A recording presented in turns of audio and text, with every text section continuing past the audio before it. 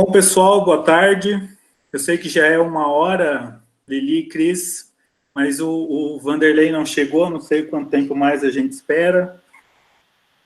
Ele tinha comentado, Tião, de manhã, que acho que é aniversário da netinha dele, ele ia ver ela, talvez ele atrasou para o almoço, mas acho que pode ir começando, né? Legal. Bom, então, para quem não me conhece, eu sei que aqui os números de participantes vão aumentando, a gente chega a quase 50 pessoas e a maioria eu confesso que eu não conheço, então talvez alguns também não me conheçam. Então, eu sou o Sebastião, trabalho já aqui no Laboratório de Biofotônica há um tempo, mas estou começando nessa área de terapia sonodinâmica, desses efeitos de ultrassom com o tecido biológico e podendo ser uma opção de tratamento. Então, eu já começo dizendo que essa não é a minha área que eu venho estudando há muito tempo, então é uma coisa que eu comecei recentemente a estudar. Então, tem muita coisa que eu não sei, eu estou estudando ainda, então talvez não fique tão claro ainda muita coisa que a gente está aprendendo. Então, eu já deixo desde o começo aqui aberto para, se vocês quiserem interromper, a gente fazer algo bem dinâmico nesse sentido. A outra coisa é que eu vou dividir essa apresentação com a Fernanda Alves. Também para não ficar monótono, como a gente vai falar de sonoterapia, sonodynamic e tudo mais, para não dar sono em todo mundo, a gente vai ficar mudando a apresentação em alguns momentos. Mas também porque a Fernanda já trabalha com essa técnica já há mais tempo que eu. Ela, inclusive, já fez no seu doutorado isso e tudo mais. Então, ela vai dividir comigo, está comigo hoje nesse paredão aí, né, Fer? Nessa nossa live. Bom, deixa eu ver se eu queria dizer mais alguma coisa aqui. Então, vamos lá. Deixa eu ir para a apresentação. A outra coisa para dizer é que esse trabalho, ele é, na verdade, o trabalho de mestrado da Érica. Para quem não conhece, a Érica é aluna minha de mestrado. E no seu mestrado ela tá fazendo estudos envolvendo a terapia sonodinâmica, mas pensando em tratamento em câncer na área de lesões de tecido. Enquanto que a Fernanda Alves, ela é pós-doutora, né, trabalha com a Cristina, ela está focando mais no uso, não só da terapia sonodinâmica, mas de outras técnicas, também para micro-organismos, principalmente micro-organismos.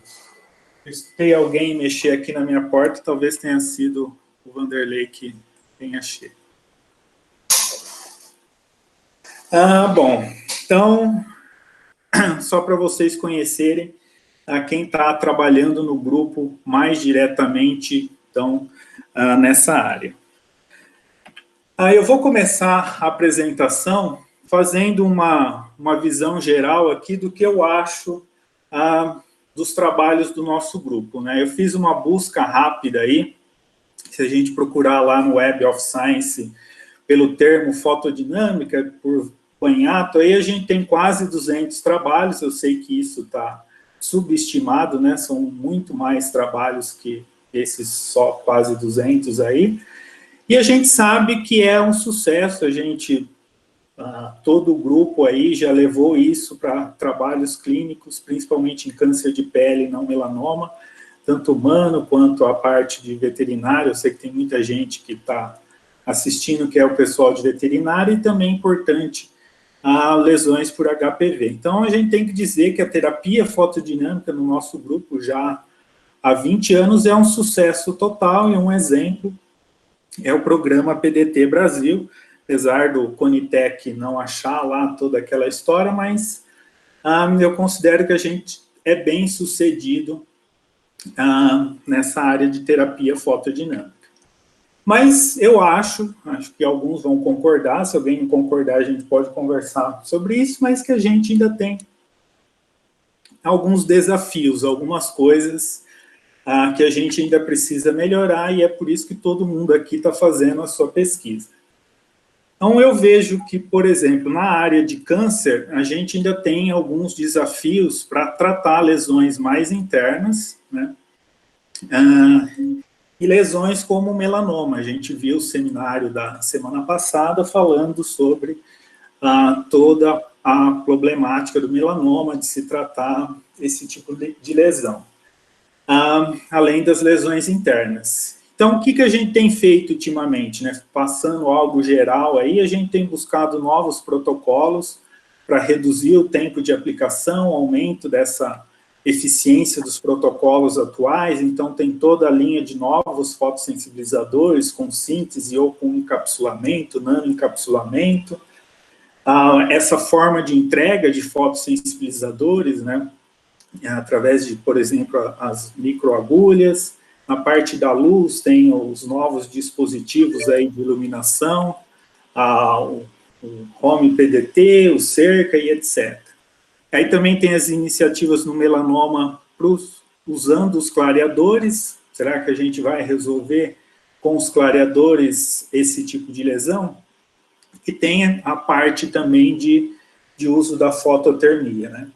Aí, dentro disso, tem também uma iniciativa que eu coloquei em separado, que a gente está trabalhando, por exemplo, a Lili e a Tereza, estudo de distribuição de luz, fotossensibilizador, o Marlon com monitoramento em tempo real da terapia fotodinâmica, um pouco que foi o trabalho do Vitor. Então, essas são as iniciativas, de forma geral, que a gente tem no grupo. Muitas delas, depois a gente vai falar, serão importantes também na terapia sonodinâmica, mas será que essas todas vão ajudar a gente nessas situações que a gente tem, nesses desafios? Na parte de micro, pensando de uma maneira geral, isso é uma visão minha, eu acho que também a gente ainda tem o desafio de bactérias gram-negativas, né? Esse fato do fotossensibilizador não interagir muito, e os biofilmes, né? Que é essa estrutura bem complexa aí, que não é fácil ter essa remoção, essa eliminação. Então, tem novos protocolos sendo aplicados para órgãos, transplante, pessoal de alimentos, aí aqui também se usa dessa síntese, desse encapsulamento, nanoencapsulamento. Tem o pessoal agora, também com Covid, mas o Chico e o Mohamed já há um tempo aí trabalhando com HPV. Aqui também tem essas diferentes formas de entrega. O fotossensibilizador ligado a algum material, um tubo, como por exemplo são as coisas da Kate, da Amanda. Também tem o pessoal usando a luz infravermelha, né, com essa ideia de que se chega mais em profundidade, infecções ou lesões mais profundas, mas será que vai resolver?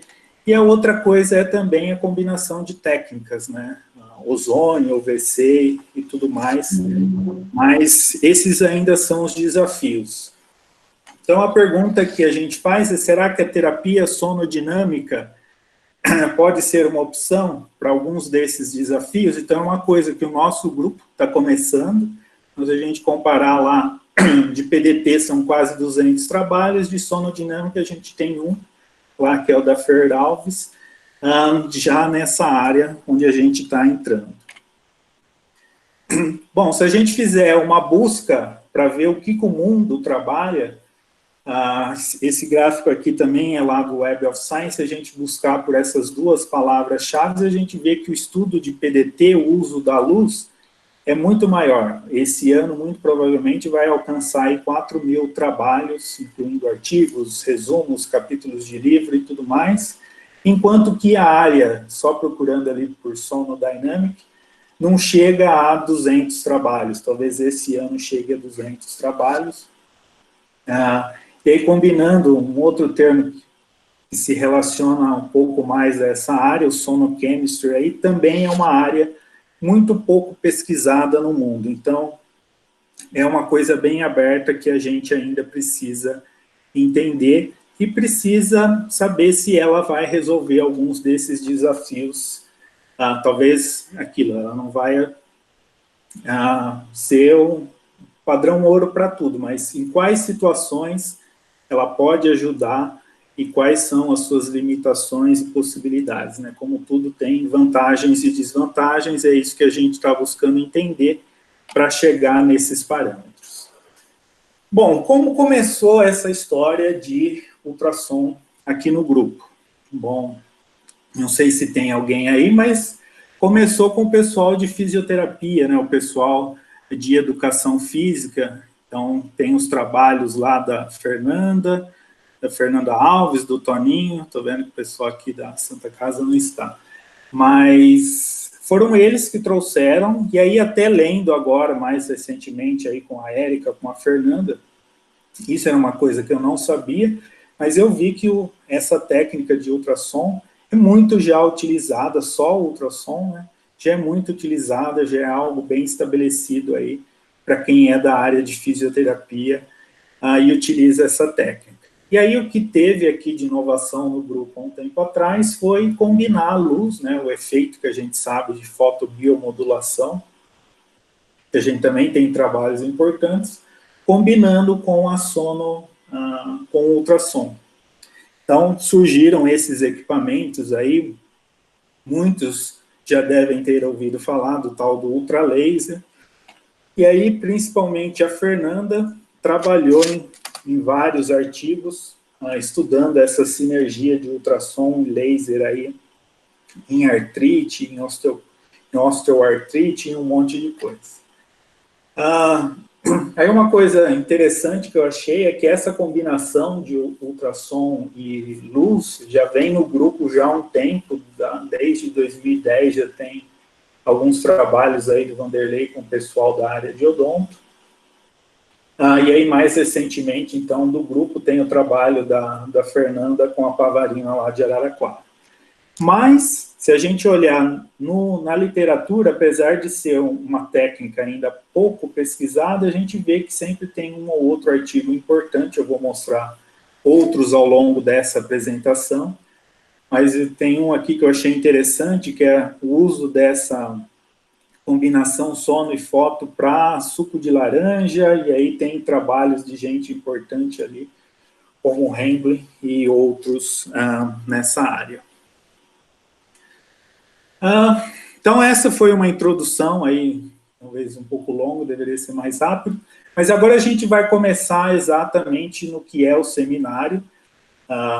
Então, a gente está dividido assim, a gente vai falar primeiro o que é o ultrassom, isso quem vai falar é a Fernanda, e também vai falar um pouco de propagação e efeitos do ultrassom em meios biológicos. Aí depois a gente vai entrar na terapia sonodinâmica em si, né, que envolve outras coisas, e aí eu vou falar um pouco, e depois a Fernanda volta a falar, e depois a gente fala, então, alguns resultados do grupo. Então, agora, Fer, é com você, só para todo mundo acordar e mudar um pouco, para você falar para a gente um pouco o que é ultrassom. Então, em teoria, para mudar automaticamente a minha tela para a da Fer aí. Deu certo aí? Está aparecendo agora a minha tela? Acho que está a caminho. Agora apareceu. Bom, boa tarde, pessoal. Eu espero que todos estejam bem. Obrigada, Tião, pela introdução. Então, eu vou começar falando a respeito do que é o ultrassom e os seus efeitos no tecido biológico, né? O ultrassom é uma onda mecânica de alta frequência, constituída por duas fases, a de compressão e a de descompressão. Também a descompressão é conhecida como rarefação. E ela vai ser originada pela vibração de um corpo elástico, que é o cristal piezoelétrico, e ela está fora da faixa de frequência audível para o ser humano. Então, são ondas mecânicas acima, né, de 20 kHz, que está fora da faixa de frequência audível para nós. Então, ela vai ter essa característica, né, de duas fases, né, a de compressão, que é onde tem a maior pressão, e a descompressão, onde tem uma menor pressão. E ela vai ser gerada por esse efeito piezoelétrico, que vai converter a energia elétrica em mecânica. E como que isso ocorre? Então, aqui a gente tem um esquema, né, do lado esquerdo de um ultrassom, em que a gente pode observar a corrente elétrica passando por dentro dele e atinge esse cristal piezoelétrico. Quando essa corrente elétrica atinge esse cristal ele tem a capacidade de expandir e contrair. E nisso ocorre, então, a formação dessas ondas mecânicas do ultrassom. Então, aqui à direita, a gente tem mais detalhado como que são essas ondas, né? Como eu comentei, onde tem uma menor pressão é onde tem a rarefação, desculpa. E aqui onde tem a maior pressão, nós temos, então, a área de compressão da onda. O comprimento de onda vai ser a distância entre as duas cristas. A amplitude da onda vai ser, então, a distância entre o limite entre a rarefação e a compressão até a crista. E a gente também tem o vale dessa onda. Pessoal, se eu estiver falando alguma coisa, vocês não entenderem, vocês podem me interromper, que não tem problema nenhum, tá? Pode ser uma forma de conversa também.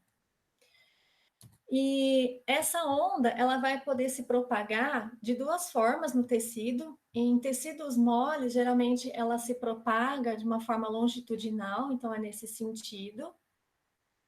Né? Então, a área de compressão, rarefação. Enquanto num tecido duro, essa onda ela vai propagar de forma transversal, né? Nesse sentido aqui, como está mostrando no esquema.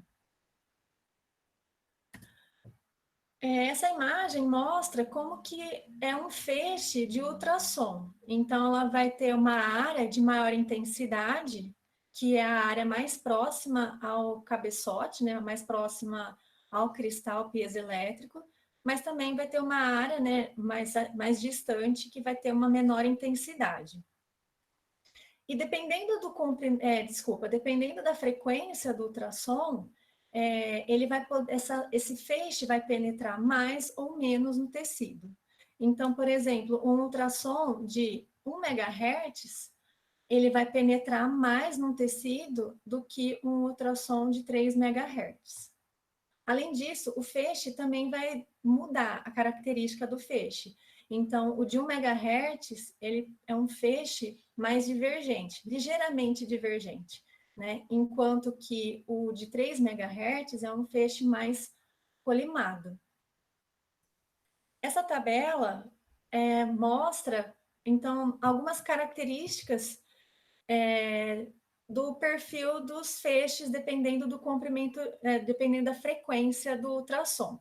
Então, um ultrassom de 1 MHz, como eu comentei, vai ter um feixe mais divergente, enquanto que o de 3 vai ser um feixe mais colimado. O ultrassom de 1 MHz, ele penetra mais nos tecidos, de 5 a mais centímetros de penetração, enquanto que o de 3 MHz vai penetrar de 0,8 a 3 centímetros apenas. Com relação ao aquecimento, o de 1 MHz ele aquece menos, então ele vai aquecer 0,2 graus Celsius por minuto por watt por centímetro quadrado, que é a unidade, né, da intensidade do aparelho. Enquanto que o de 3 MHz ele vai aquecer 0,6 grau por minuto por watt por centímetro quadrado. E o ultrassom de 1 MHz, ele vai reter esse calor pelo dobro de tempo do ultrassom de 3 MHz. Então, para vocês verem como que, dependendo, né, da escolha do equipamento, né, do ultrassom, vai ter um efeito diferente. Além disso, o ciclo de trabalho do ultrassom também vai alterar, né, vai causar diferentes efeitos no tecido-alvo.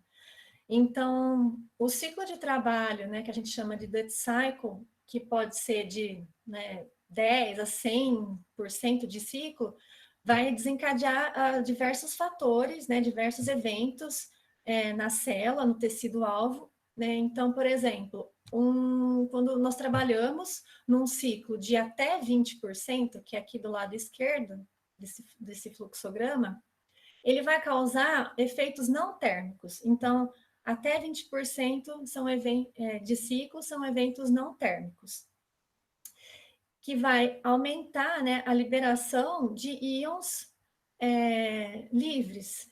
E essa liberação de íons vai desencadear dois eventos: aumento da permeabilidade da membrana, que aí vai aumentar, por exemplo, os fagócitos, a liberação de proteínas, aumento de cálcio intracelular, produção de colágeno. E isso tudo vai melhorar, vai permitir um reparo melhor do tecido e uma diminuição da dor. Então, no caso em que o ultrassom ele é utilizado pelos fisioterapeutas, educadores físicos, né, no tratamento de lesões, então, quando ele é utilizado num ciclo de até 20%, ele vai desencadear todos esses eventos que vai promover, então, um reparo tecidual e uma diminuição da dor.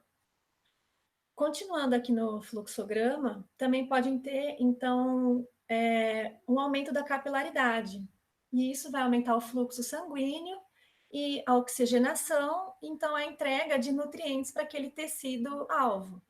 Novamente, então, isso vai promover um reparo tecidual e a diminuição da dor. Entretanto, quando a gente utiliza o ultrassom num ciclo maior de 20%, a gente começa a entrar nos efeitos térmicos dele, né, que ele acaba causando. E esses efeitos térmicos, a intensidade que eles vão ocorrer vai depender da frequência do ultrassom, como eu já comentei. Então, por exemplo, o ultrassom de 1 MHz, ele vai ter uma profundidade de penetração maior. Então, o calor, o aquecimento que é gerado, ele também vai penetrar mais. E vai ser um aquecimento menor, né? Apenas de 0,2 grau por minuto por watt por centímetro quadrado.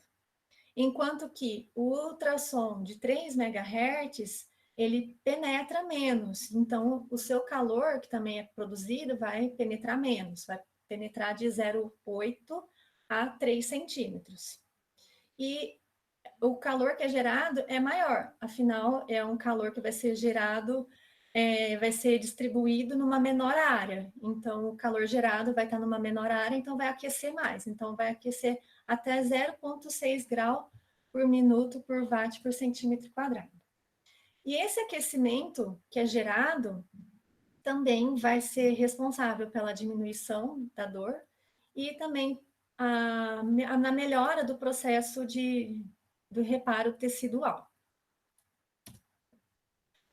Esse feixe de luz, ele vai poder interagir com o tecido de várias formas, podendo ocorrer a reflexão, que é nessa figura aqui de baixo, né, a gente tem o feixe do ultrassom sendo incidido, ele pode ser refletido, ou seja, ele volta para o transdutor.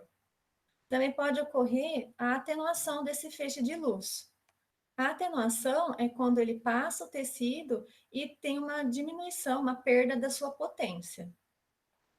A refração do feixe ocorre quando esse feixe ele sai da sua rota, né, e ele passa por uma incidência mais oblíqua.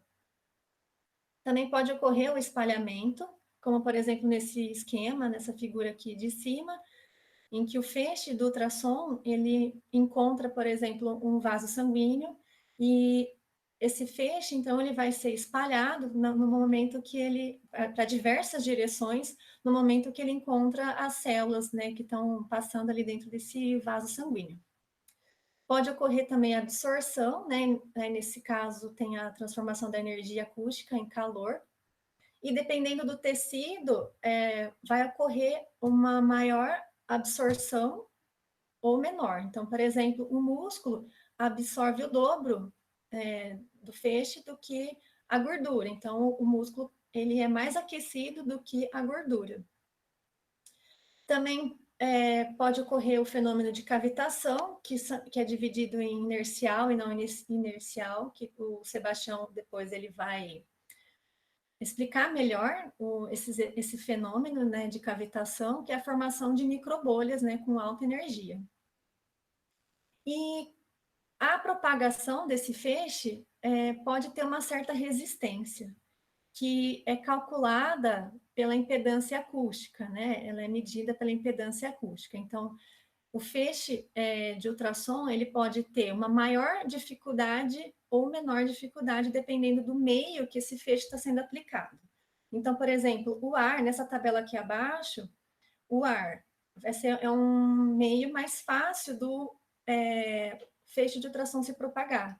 Então, ele vai ter uma menor resistência. Enquanto que num tecido mole, ou então, por exemplo, um osso, ou então metais, a dificuldade vai ser maior, vai apresentar uma maior resistência. Então, como esse feixe vai se propagar também vai depender da densidade do tecido. E quando nós falamos em ultrassom, nós temos alguns parâmetros que a gente precisa ajustar e selecionar, e vai depender do objetivo do tecido-alvo, né?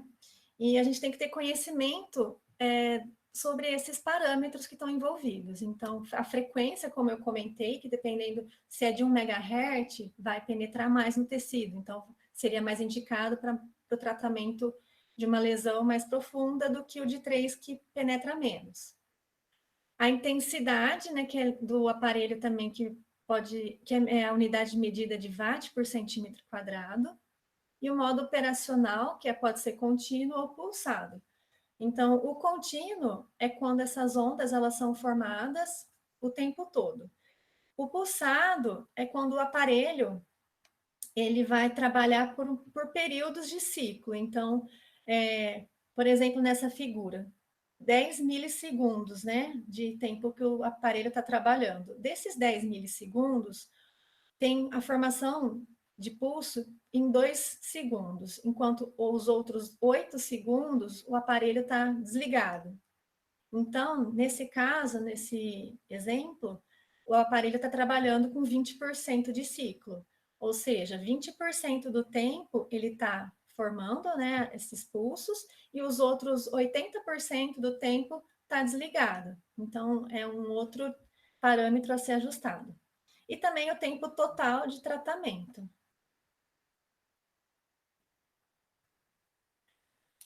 Então, quando nós escolhemos uma intensidade, nós temos que ter em mente que quanto maior a intensidade do tratamento, maior vai ser a penetração desse feixe de ultrassom. Então, quando for tratar lesões de pele, pode ser selecionada uma intensidade mais baixa, enquanto que lesões ósseas, que precisam, né, são mais profundas, então o indicado é utilizar a intensidade mais alta. Com relação à frequência do feixe, já comentei, né, então a de 1 MHz ela penetra mais que a de 3. A direção do feixe também é importante conhecer, uma vez que quando o feixe ele corre paralelamente ao tecido, ele vai penetrar até 3 centímetros, enquanto que se ele for de forma perpendicular, ou seja, ele vai ter uma barreira, ele vai ter uma dificuldade de penetração, ele vai atingir apenas 0,9 centímetros. Então, a direção do feixe também é importante. A área efetiva da radiação está ligada diretamente ao cabeçote, ao cristal piezoelétrico, que forma essas ondas né, de ultrassom. Então, quanto maior o cabeçote, maior o cristal, vai ter uma maior área de radiação. E nós temos também um outro parâmetro, que é o BNR, que vai caracterizar a uniformidade do feixe de ultrassom. E o que significa isso? Que nessa imagem aqui, no meio, que tem esses feixes de ultrassom de cor laranja, aqui, a imagem mais à direita, a gente tem um feixe de ultrassom mais uniforme. E isso é mais favorável do que, por exemplo, esse feixe de ultrassom aqui mais à esquerda, que ele não é tão uniforme. Então, essa uniformidade do feixe vai estar relacionado com a capacidade, né, de ação, né, ali do feixe e também com a qualidade do cristal em formar esse feixe de ultrassom. Professor Sebastião, agora é a sua parte.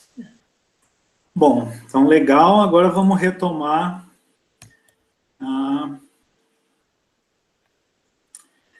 tudo que a Fer mostrou, então, foi a parte do que é o ultrassom e dos seus efeitos que só o ultrassom já tem no tecido biológico. Não vamos dar uma olhada agora no que é essa tal de terapia sonodinâmica.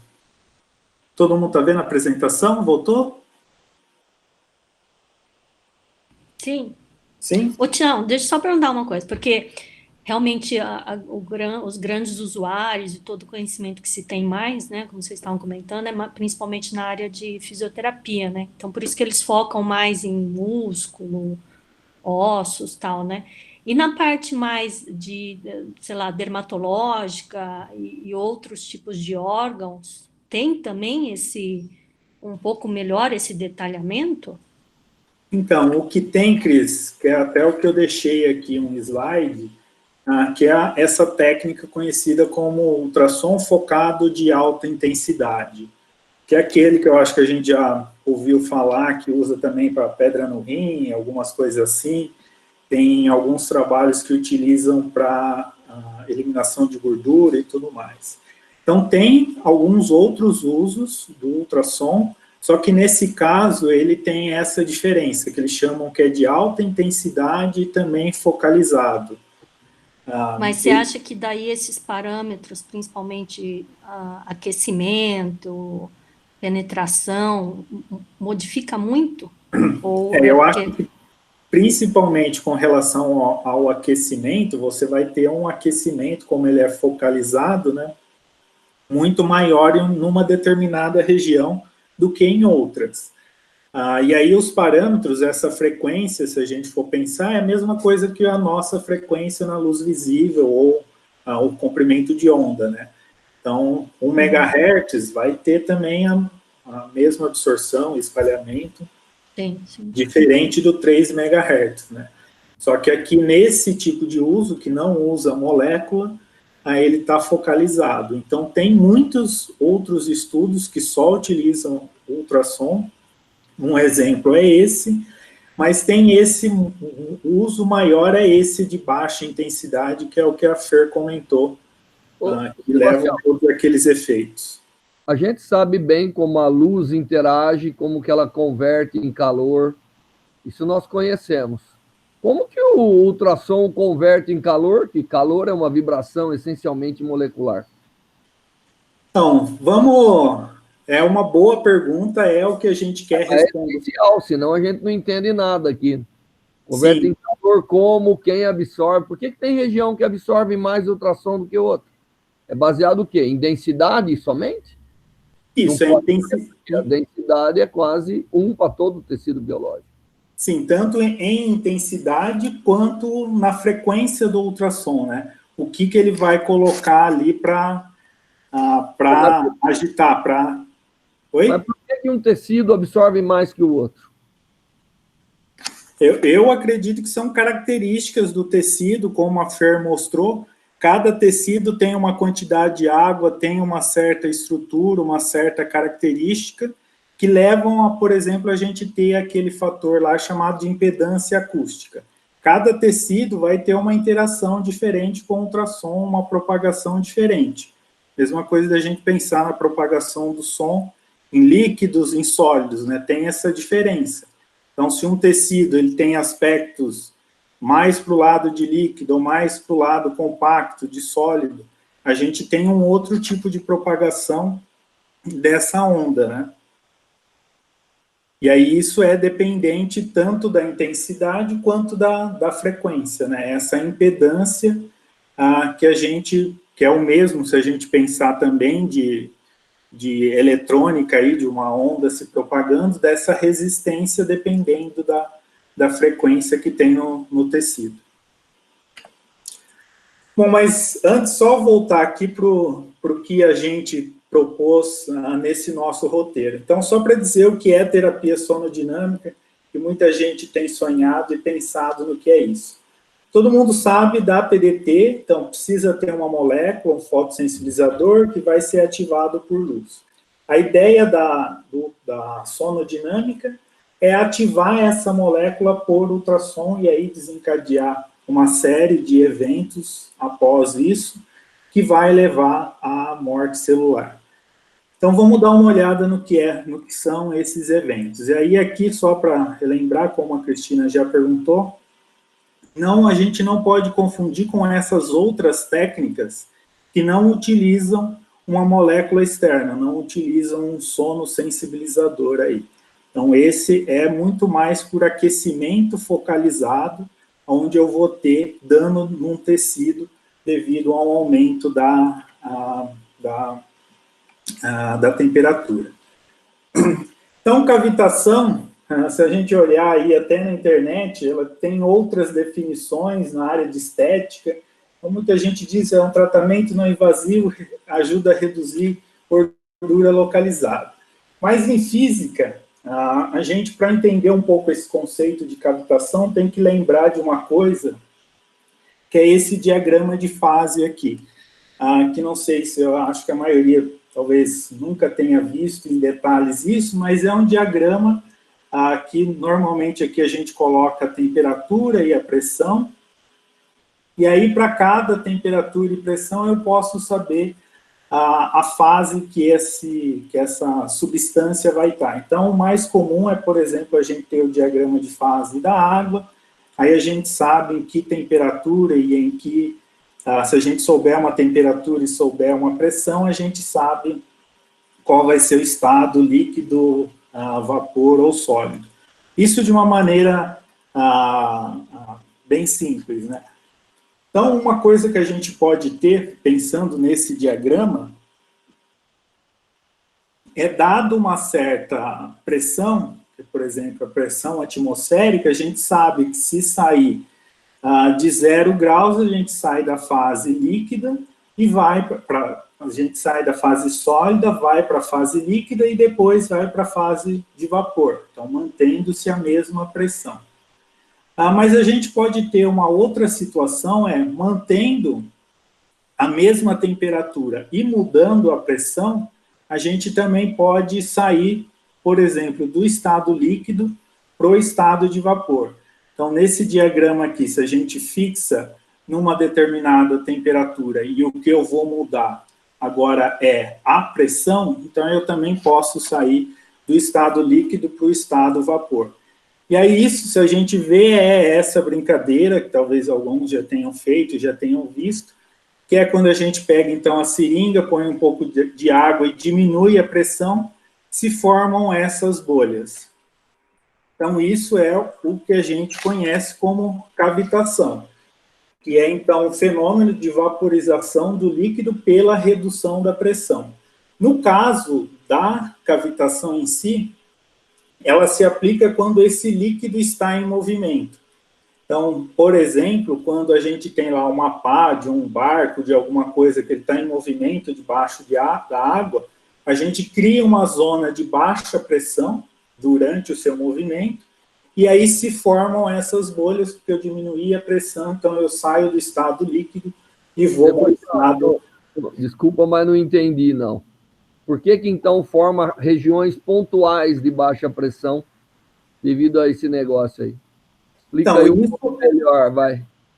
Então, isso é porque nesse caso da hélice, durante o movimento dela, eu tenho só algumas regiões onde ela está com um movimento maior, ali um deslocamento maior do líquido, eu crio essa região de baixa pressão ali ao redor da hélice. Aí, nessa região de baixa pressão ao redor da hélice, e aí tem alguns pontos específicos aonde, dessa hélice, onde essa pressão é mais baixa ainda, é onde eu tenho maior probabilidade de gerar essas bolhas de água, de vapor. E aí uma das coisas que, por exemplo, se estuda é um design, um jeito de se fazer essa hélice, para que ela tenha a função dela, mas que não crie regiões de tão baixa pressão a ponto de gerar essas bolhas. Então, essas bolhas são geradas em regiões específicas, onde eu tenho uma diminuição dessa pressão. Então me explica o seguinte, quando eu chacoalho um vidrinho, e aí ele forma um monte de gotículas lá dentro, como que é isso? Seria também um processo parecido? Eu acho que chacoalhar um líquido, eu acredito que é mais a gente está pegando a parte de ar que está no... Então não é a mesma coisa. Oi? Então não é. Agora, imagine que eu ponho minha mão lá embaixo da piscina. Sim. Aí eu chacoalho rapidamente.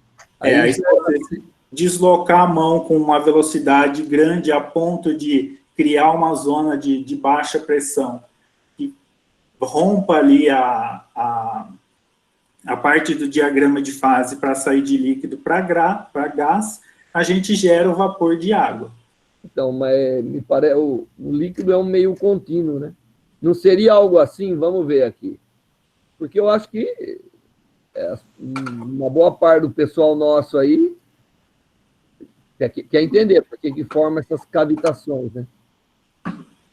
Não seria assim, ó, eu estou impondo essas zonas de compressão, descompressão, se por alguma razão o líquido não acompanha, ali é um ponto de... Entendeu? Quer dizer... É um ponto de baixa pressão. Não é um ponto de baixa pressão. É um ponto onde eu demandei movimento, mas o líquido foi incapaz de ir. Então, cria uma região, inicialmente, de vazio, que depois é preenchido pelo vapor. Mas essa região de vazio é uma região de baixa pressão, não é? É de baixa pressão, mas ela foi criada porque o líquido não foi capaz de acompanhar uma demanda de movimentação que foi imposta por alguma razão aí. Sim, isso eu concordo, mas você concorda que cria-se uma região de baixa pressão? Eu sei, mas eu tento empurrar, o líquido não vai, tá certo? Então, como eu estou exigindo que ele vá, eu deixo um vazio que ele não consegue preencher imediatamente. Então, aí esse vazio é uma zona de baixa pressão. Bom, é um vazio. Aí, ele é preenchido pelo vapor que ficou ali. Seria o mais rápido para preencher. Porque é difícil, o diagrama de equilíbrio, ele demanda um tempo infinito. Isso que eu tenho dificuldade. Eu não estou querendo te encher o saco, não, mas é o tipo da coisa que, por exemplo, um superfluido não forma essas gotículas. Isso deve ter a ver com a inércia do sistema, que eu estou demandando que ele oscile com regiões de compressão e descompressão, ele não consegue, por alguma razão, e aí é como que ele cria uma espécie de uma ausência do líquido que deve ser preenchido pelo vapor. Então, eu acho que também porque tem que pensar que os tecidos, né, eles não têm essa liberdade, essas moléculas não têm essa liberdade de movimentação que nem no líquido, né? Não, mas isso acontece no líquido também, igualzinho. Então, mas Vanderlei, você concorda que essas zonas que você diz, que se cria como se fosse um vácuo ali, por exemplo, na minha mão, eu estou deslocando, para onde eu estou empurrando, eu estou aumentando a pressão. Atrás, eu estou diminuindo a minha pressão. É uma região de baixa pressão, certo? Então, só que eu acho que o fato de ter uma região de maior momento e menor momento não justifica ainda. Você tem que ter você tem que criar alguma situação de ausência do líquido, entendeu? Porque o gás não estava ali ainda, ele preencheu o que podia. Então, ele preencheu numa região onde tinha uma pressão menor. Então, mas você está querendo dizer para mim que eu passei pela linha líquido-vapor, é isso? Isso. Se eu pensar que olhando para esse diagrama, eu estou numa temperatura fixa. Mas isso demora tempo, Sebastião. Ali é imediato. É uma situação de não equilíbrio, eu acho.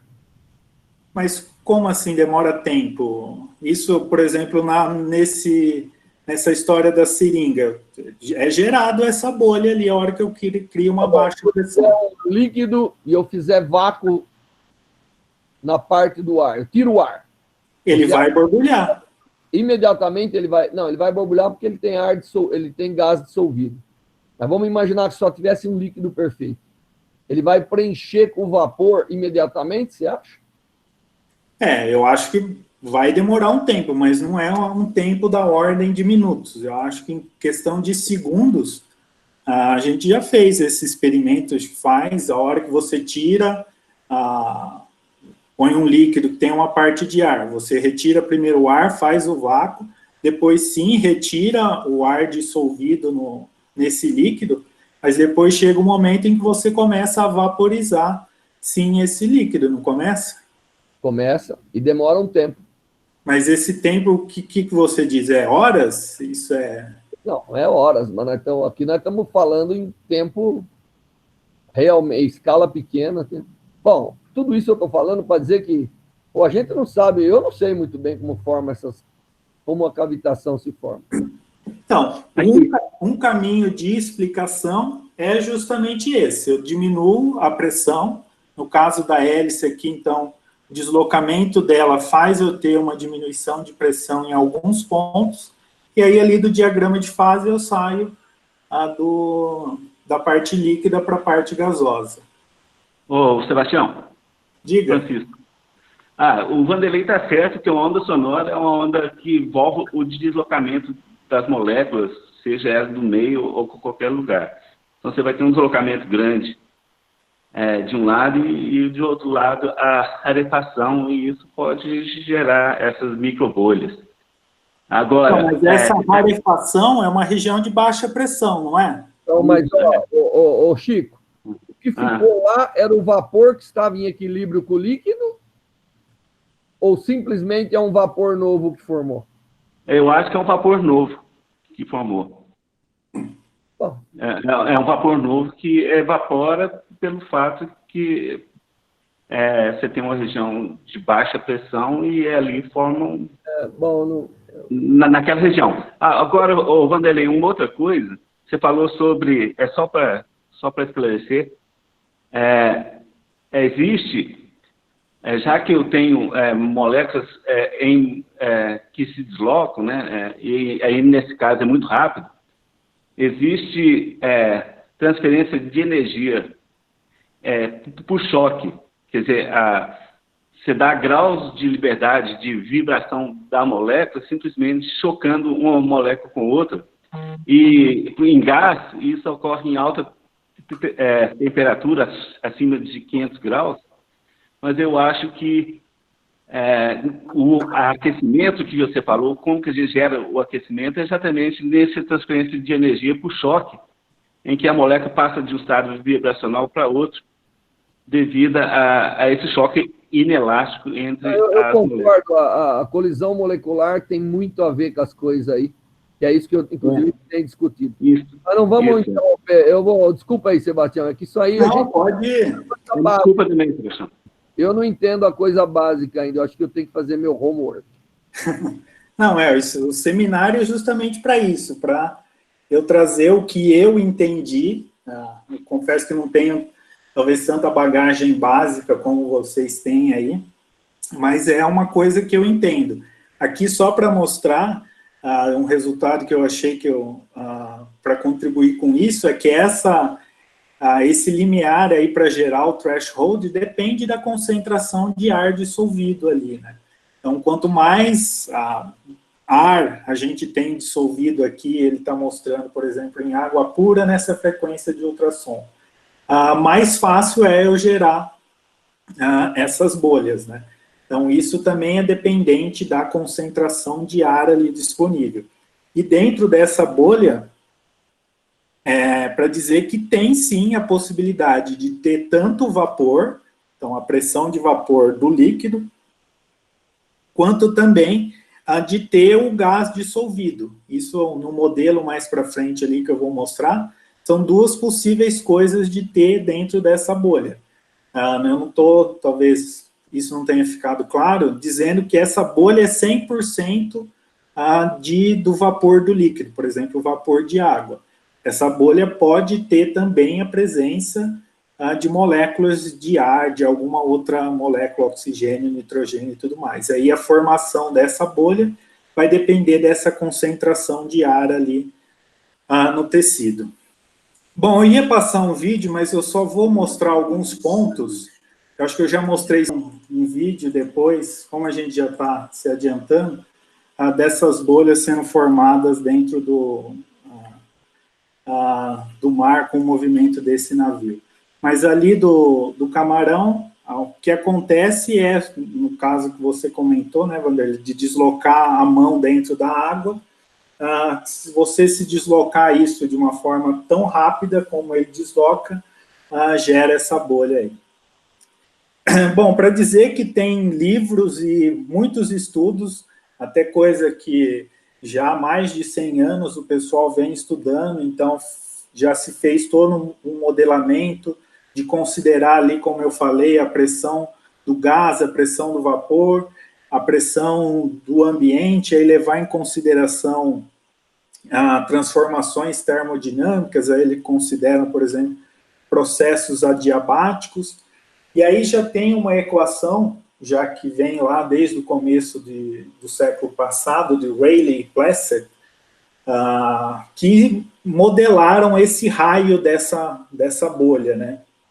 Então, levando em consideração ali com conservação de energia, eles calcularam, por exemplo, a energia cinética que essa bolha vai ter, então, calcularam lá a massa em função do raio dessa bolha, a velocidade que ele vai ter.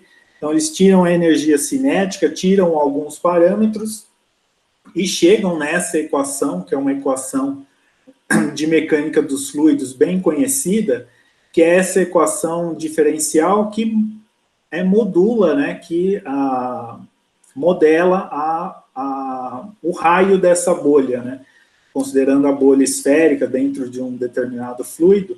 Então, esse R aí é o raio da bolha, e aí esse raio fica em função da densidade do líquido, da sua viscosidade e daquelas pressões que eu comentei, do gás, do vapor, a pressão do meio, do líquido em si, onde está isso, e a pressão também da onda acústica.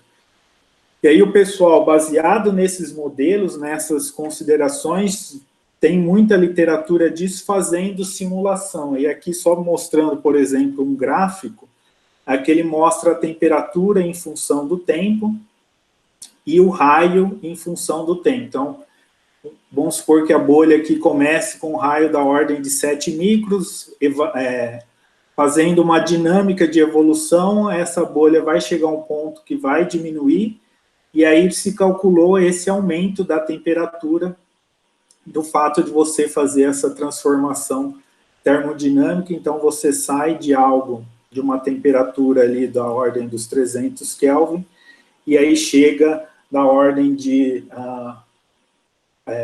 milhares de Kelvin aí nisso. E aí o pessoal também fez simulação considerando, por exemplo, a água, o que acontece num determinado ponto onde a gente atinge essa pressão. Então, a gente gera lá os radicais, é uma temperatura suficiente para a gente quebrar a molécula da água e gerar os radicais de hidrogênio, OH e água oxigenada. Isso é o que se tem da literatura estabelecida.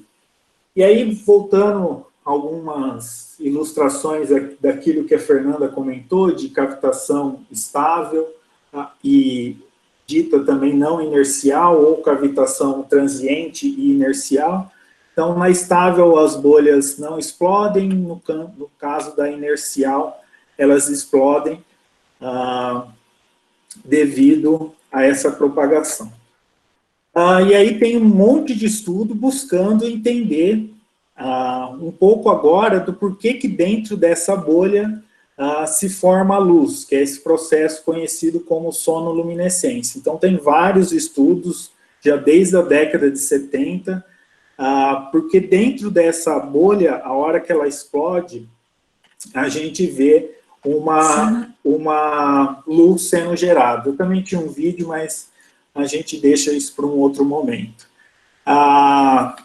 Sebastião, é na hora que ela implode, né? Não explode. Isso, não é na hora que ela explode. Explica, só para eu entender. Porque a luz deveria ser emitida na maior possível densidade do gás aí, nessa altíssima temperatura, né? Isso, é a hora que ela, então, aqui nesse gráfico talvez ajude a dizer isso, nessa implosão, que é a hora que ela vai diminuindo o raio dela, né? Aqui, então, tem essa simulação que mostra o raio em função do tempo.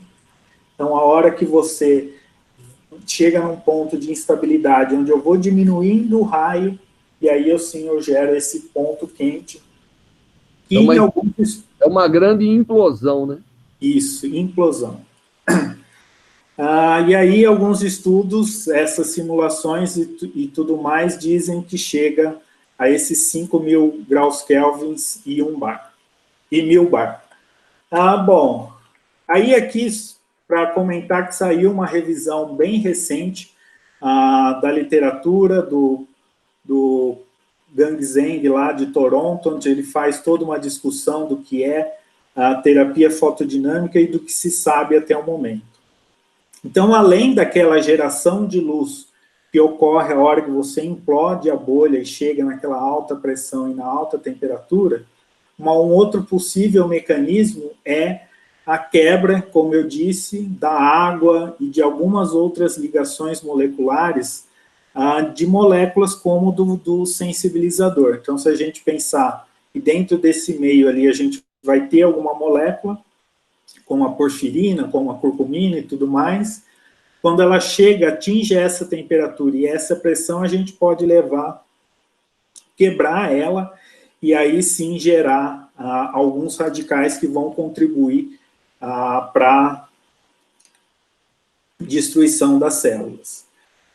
Aí aqui, de novo, passando agora um pouco mais rápido, que a gente já se adiantou, dessa história de, então, cavitação inercial, onde a bolha não implode, e depois ela, no caso da inercial, ela implode. Então, a ideia básica da terapia sonodinâmica é essa, são 2 possíveis processos iniciais de eu ativar ou de eu gerar radicais oxidativos de oxigênio. Então, o primeiro deles seria essa luz gerada, essa sonoluminescência gerada, ativar pelo modo aí como a gente conhece a terapia fotodinâmica, ativar o fotossensibilizador, e o outro mecanismo, então, seria essa quebra, seja da molécula da água, seja de alguma outra molécula ali presente, o sonossensibilizador, eu quebraria, geraria os radicais, e esse mecanismo, então, é conhecido como pirólise, né? Essa alta temperatura levando a lise aí dessa molécula externa, como a PP9, curcumina ou qualquer outro fotossensibilizador. E aí aqui algumas evidências, né? Porque a gente fica essa bolha se forma, chega nessa temperatura e tudo mais, é o que muita gente está se perguntando na literatura e está fazendo experimento. Aqui nesse diagrama, para mostrar que a gente tem um espectro que eles dizem, juram aí que mediram, em função, então, do comprimento de onda, essa intensidade emitida. Onde uma solução salina, esse é o perfil que eu tenho de luz emitida. E aí, depois, a hora que eu coloco uma molécula, como, por exemplo, aqui um derivado de hematoporfirina, esse aqui é o perfil que eu passo a observar. Então, a sugestão aqui é de que a porfirina está absorvendo essa sonoluminescência emitida nessa região e está levando a gente medir esse outro perfil de intensidade. Relative intensity, relativo ao quê? Como ele usou uma fotomultiplicadora, então ele não calibrou essa intensidade, então. Não, mas a nossa discussão tem sido que absorve luz, absorve. A questão é, quanto de luz tem aí? Sim, muito provavelmente seja pouco esse mecanismo, né? Até umas coisas que eu vou comentar mais para frente, ponderando entre sonoluminescência e pirólise, está ali no slide, mas já adiantando, o que a gente acredita que esse efeito da sonoluminescência seja menor em relação à pirólise, por exemplo. Então, essa contribuição aí talvez seja menor devido a evidências que a gente observou. Então, tem alguns outros estudos mostrando isso, e aí vários já estudando esses efeitos. Vou passar rápido por eles, só mostrar esse um aqui, interessante, que fez no modelo de camundongo. Agora eu esqueci qual que é o tipo de tumor que induziu, mas é uma instrumentação de SDT muito parecida com a nossa. Esse PAIN aqui é o fotossensibilizador dele, encapsulado, que ele usou. Então, ele vê ali uma evolução desse tumor em função dos tratamentos. Então, se a gente for dividir em 3 coisas, então a gente tem a geração de oxigênio singleto via absorção do fotossensibilizador, então seria esse mecanismo tipo 1. Há um outro que seria a lise, só a interação do ultrassom com as células, e um terceiro, só a pirólise, né? Seria um possível mecanismo. E aí aqui tem um quadro nesse artigo do Gang Zheng que ele meio que resume, e aí acho que é interessante a gente discutir algumas coisas que ele coloca aqui. Então, por exemplo, da sonoluminescência, ele tem algumas evidências, e aí de uma série de estudos que viram esse oxigênio singleto. Então, através de ressonância paramagnética de spin, alguns outros quenchers e marcadores, eles observaram que realmente há essa presença do oxigênio singleto. Mas aí existem alguns outros estudos que mostram que, por exemplo, moléculas com baixo a eficiência quântica de geração de oxigênio singleto, mesmo assim tem um tempo de vida de oxigênio singleto. Então, eles ainda observam esse oxigênio singleto. Então, ainda não se sabe detalhes de quais são as características dessa luz emitida, dependendo e a sua relação com o sonossensibilizador usado. Então, ainda tem coisas em abertas. A outra coisa é o quanto isso contribui para um determinado fotossensibilizador. A outra parte, então, é da pirólise, então, o quanto realmente isso contribui. E aí a pirólise, então, é essa quebra da ligação pelo aumento da temperatura e efeitos mecânicos, então. E aí, já adiantando em algumas coisas que o Vanderlei falou, oi? Qual que é a taxa de pirólise da água? Porque nessa temperatura aí, tudo vira outras coisas, né? A energia é muito acima da energia de ligação aí, né? Isso, eu confesso que da água eu não sei, mas provavelmente se a gente atinge aquelas temperaturas, eu acho que a gente passa essa temperatura de pirólise da água, mas isso é uma coisa para a gente buscar exatamente esse número. Bom, algumas coisas que a gente já discutiu, né, que uma outra possibilidade não tão discutida na literatura é nessas zonas de alta compressão aí da propagação do ultrassom, a gente pode ter as moléculas uma alta velocidade e levar a uma excitação via processos de colisão, mas aí uma pergunta que a gente pode se fazer, mas será que uma energia cinética para fazer uma excitação molecular também não é não está relacionada a uma temperatura muito alta, então não acaba sendo esses efeitos de pirólise da mesma forma? Então, o fato da gente ter uma temperatura alta vai levar a uma alta energia cinética das moléculas ali presentes, que também podem levar à excitação por colisão da molécula. Sebastião, uma coisa eu posso lhe dizer. 15.000 Kelvin é temperatura acima de estrela, né? Sim. Então, eu acho que ligações químicas é plasma que é formado. Eu imagino, não sei, eu estou falando... É muito difícil falar em movimento, eu acho que tem algo aí mais complexo do que... E aquela temperatura foi calculada baseada em modelo cinético, né? Sim, partindo da equação de Rayleigh.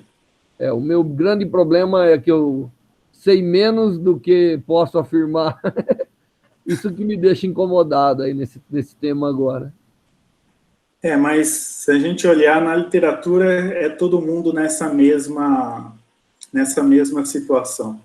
Isso é para deixar todos nós confortados, dizendo que ninguém sabe, então eu fico feliz em não saber, é isso? Mas é aquilo, acho que a gente se motiva ainda mais a ir buscar saber, né? É uma coisa que a gente pode ser os primeiros a descobrir como realmente tudo se passa, tudo acontece. Bom, agora eu vou mostrar alguns resultados, até desculpa, Fer, pelo adiantado, eu já vou partir para a PP9, e depois dar uma olhada na curcumina, mas para mostrar aqui alguns resultados da Érica. Então, a Érica fez alguns experimentos in vitro, eu não vou entrar muito em detalhes de material e método, mas aqui é o espectro de absorção da PP9 exposta ao ultrassom em 100% DMSO, 5 micromolar de PP9. Então, a gente tem, claro aqui de diferença, uma formação de um sonoproduto nessa região de 280, e não tem algo aqui na região de 260. Então, isso aqui é só ultrassom. Aqui é só luz, então PDT nessa intensidade, depois de um tempo a gente vê que a temperatura não aquece muito, então com PDT só luz não tem essa banda aqui em 280 e tem o fotoproduto aqui em 660 que a gente já conhece. Então as mudanças espectrais aí da molécula são diferentes quando é luz e quando é ultrassom, aqui quando é as duas juntas, então tem um pouco dos dois, tem o sonoproduto aqui em 880 e tem o fotoproduto ali em 660. E aí a gente fez algumas dinâmicas, pegando esses picos de 670 e 280, seja fazendo PDT e depois fazendo SDT, depois SDT e PDT, ou as duas juntas. Então, a gente sempre observa esse comportamento.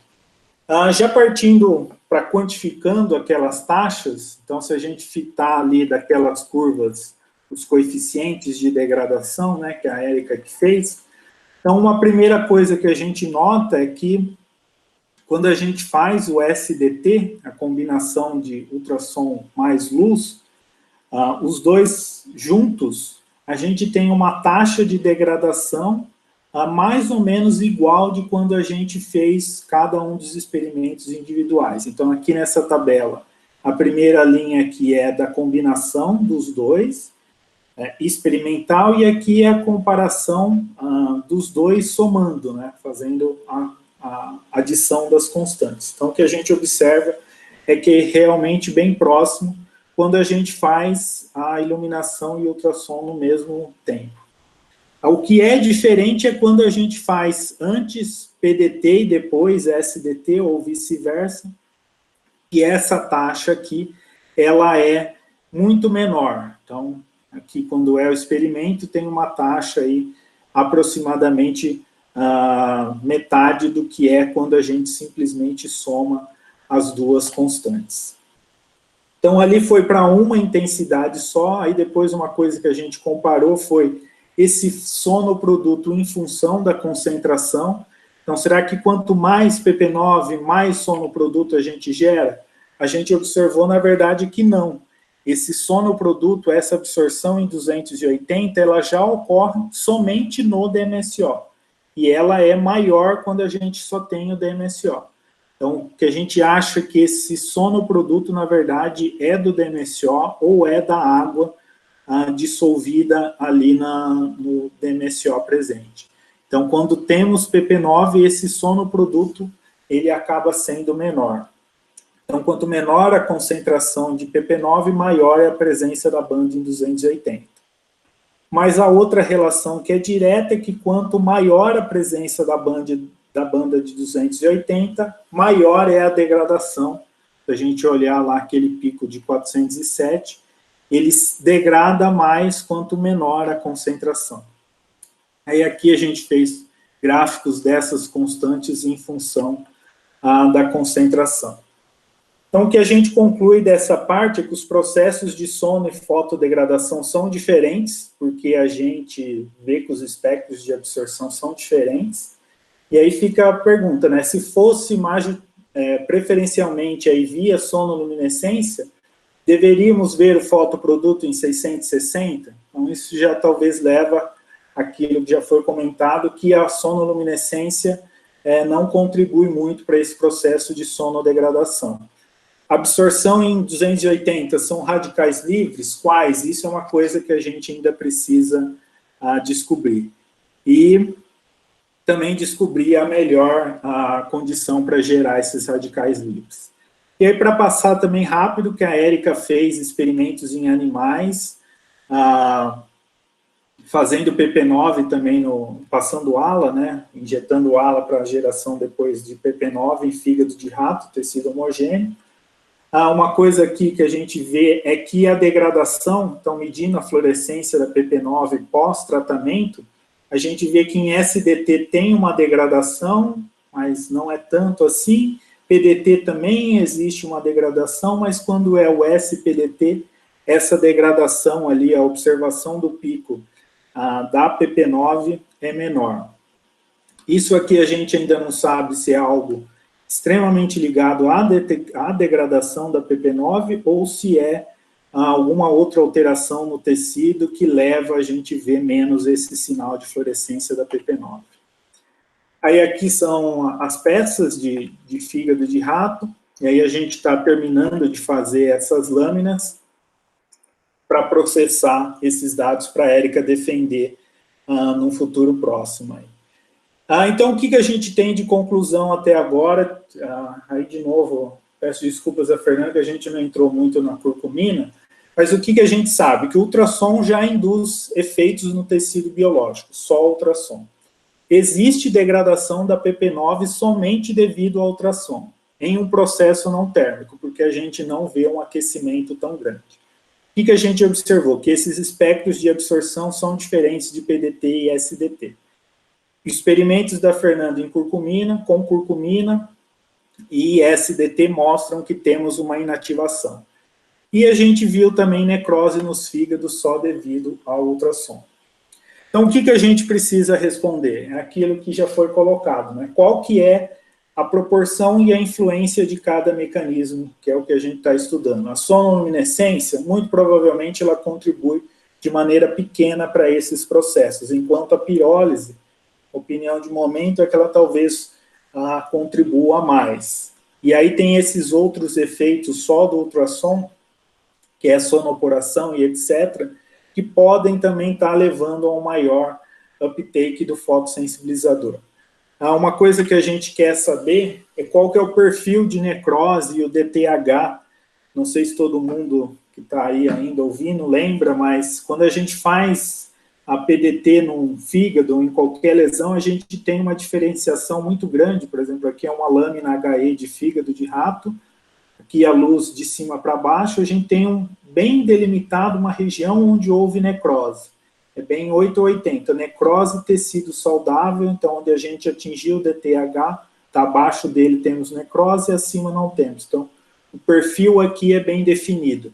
O que a gente quer é ter esse perfil para o ultrassom. Será que é tão bem definido como é a luz? Como é esse DTH no caso do ultrassom? Também a gente quer entender um pouco se o pequeno efeito térmico que tem não é tão grande, mas o que ele influencia ali na necrose.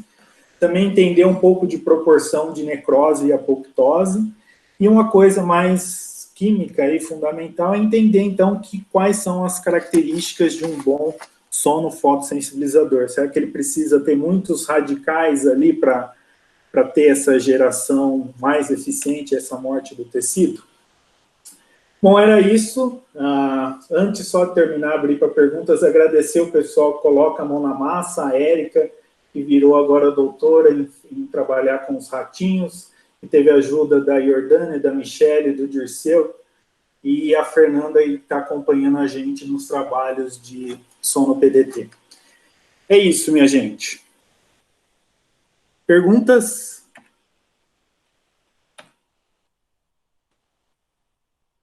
Agora que eu vi no chat que o Vanderlei pediu a apresentação.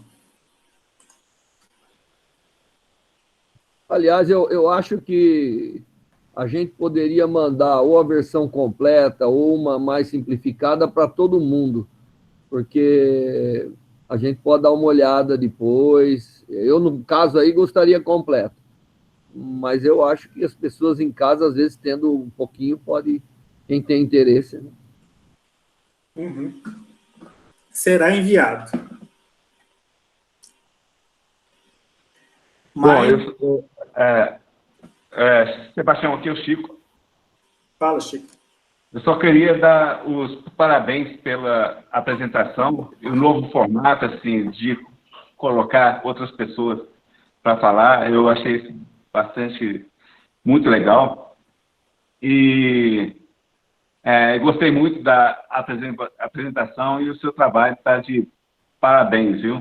Um abraço para você. Obrigado, Chico. Mas pena que a gente ainda não entende tudo, né? Por isso que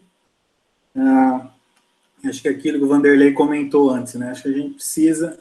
Eu também confesso que, às vezes, chega nessa temperatura, chega nessa pressão, nessa alta pressão e alta temperatura, também não acredito, mas eu dou uma certa credibilidade aos estudos, essas simulações que foram feitas, tudo isso que o pessoal já viu, e aí tem uma série de trabalhos nesse sentido.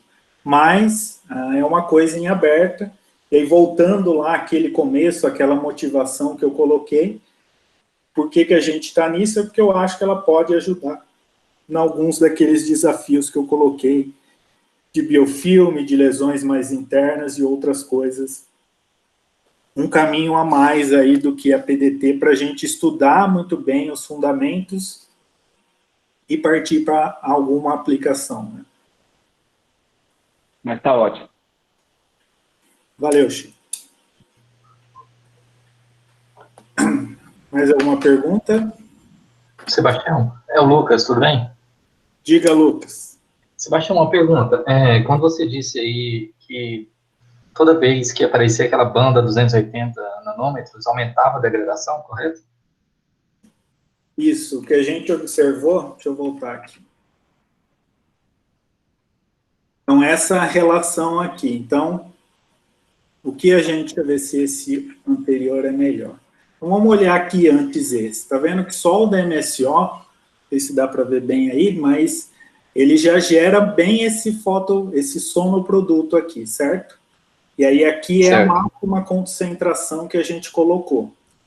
Então, nessa máxima concentração, você está vendo que esse sonoproduto, a geração é bem pequena, que ele sai de baixo e vai para cima. E aí, se a gente olhar aqui o pico de 407, essa degradação foi pequena. Enquanto se a gente compara aqui, que é 1 micromolar, você está vendo que o sonoproduto, cresceu bem.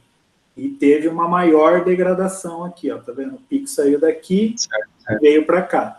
Então, aparentemente, quanto maior esse sonoproduto, que já vem só do DMSO ou da água dissolvida ali, alguma coisa assim, maior está sendo essa degradação da banda de Sorey aqui. Conforme a gente vai aumentando a concentração, a degradação vai diminuindo da banda de Sorey e a formação aqui do sonoproduto também vai diminuindo. Eu acho, Sebastião, uma hipótese, pode ser que isso aí seja a formação do peróxido de hidrogênio, da água oxigenada. Então, isso é uma coisa que a gente levantou. E só com o DMSO, devido o DMSO absorve muita água. Se ele não estiver muito bem armazenado, e se não for um frasco novo, vai ter uma boa porcentagem de água lá. Sim, isso é uma coisa legal, mas é que a gente já mediu, a Érica tem esses resultados, eu não quis trazer para não ficar muito longo, mas a gente mediu já o espectro da água oxigenada. Está nessa região, mas não está exatamente nessa... Está em torno ali de 280, 270 nanômetros. A gente chegou, sim, à possibilidade de afirmar que era água oxigenada, mas a gente ficou meio em dúvida, porque alguns experimentos aí, que depois acho que a gente pode mostrar e detalhar isso que a Érica tem, a gente ficou em dúvida em afirmar com 100% de certeza que era água oxigenada. Mas isso é uma coisa que a gente já pensou, sim, mediu o espectro da água oxigenada e viu que tem essa banda nessa região. Eu não sei se ela tem algum deslocamento quando tem o DMSO, alguma coisa assim, mas a água oxigenada já está sendo levada em consideração, sim. Correto. Uma forma indireta que pode ser feita, Sebastião, se fizer uma solução saturada de bisulfito de sódio, se você adicionar nessa solução, o bisulfito de sódio cancela toda a formação de peroxidrogênio. Então, se adicionar um pouquinho dessa solução, se não formar aquilo, essa banda 280, pode ser indiretamente o peroxidrogênio. Uhum.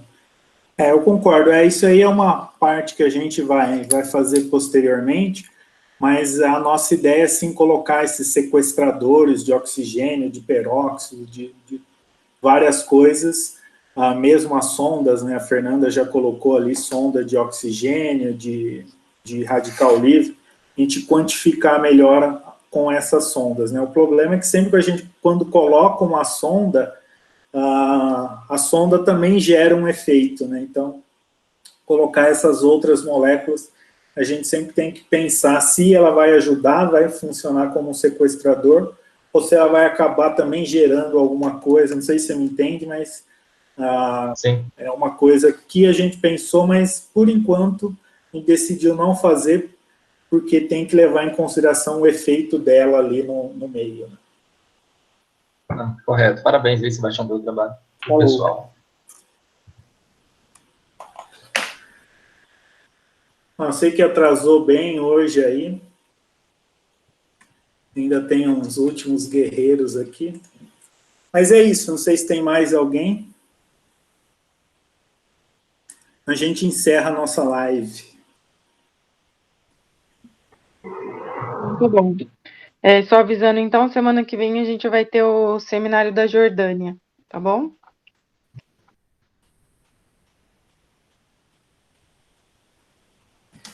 Então é isso, falou, minha gente. Tchau, tchau, gente. Obrigada, tchau. Obrigada, tchau.